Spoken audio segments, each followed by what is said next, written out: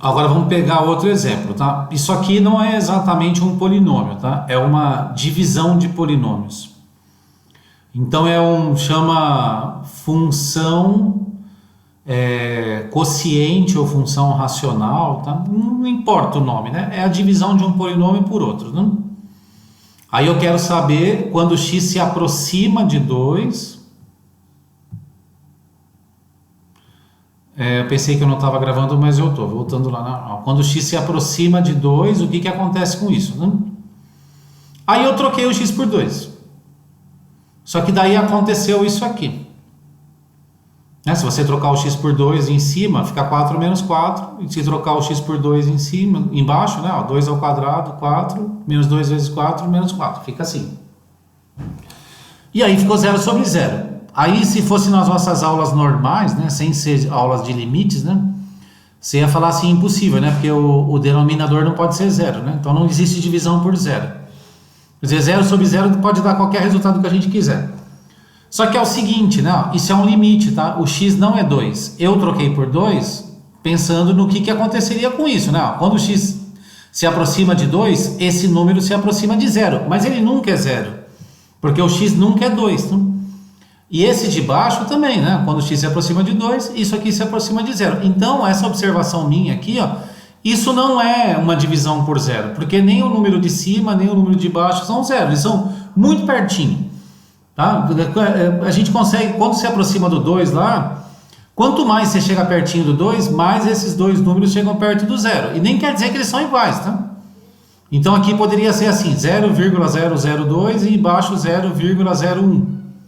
E esse aqui 0,00008 e o de baixo 0,00004. Eles são próximos de 0, mas não são iguais, tá? Eles podem ser iguais, né? Mas não vai depender do comportamento das funções aqui. Isso aqui na aula de limite chama indeterminação, tá? Então assim, você chegou numa divisão do tipo 0 sobre 0, mas sabendo que nenhum deles é de fato 0, tá? Então como proceder nesse caso? Aí vem a solução, tá? Isso aqui é só uma explicação, tá? Por que eu vou fazer isso? Aí vamos pensar na nossa aula lá do ensino fundamental. Isso aqui é uma diferença de quadrados. Ele é x ao quadrado menos 2 ao quadrado. Aí se você lembrar do ensino fundamental, tem uma identidade que é assim, né? Que é a ao quadrado menos b ao quadrado é igual a a mais b vezes a menos b. Então, esse resultado é esse aqui, né? X menos 2 vezes x mais 2. Se você multiplicar esses dois, você vai perceber que dá isso aqui, tá? Então, isso é isso, eu fatorei. O de baixo dá para pôr o x em evidência, não? O x é fator daqui e daqui também. Então, se eu colocar x em evidência, esse dividido por esse dá x, e menos 2x dividido por x dá menos 2. Aí ficou isso. Com relação a esse cortar, é o seguinte, quando o x tende a 2, isso tende a 0 sem ser 0, tá?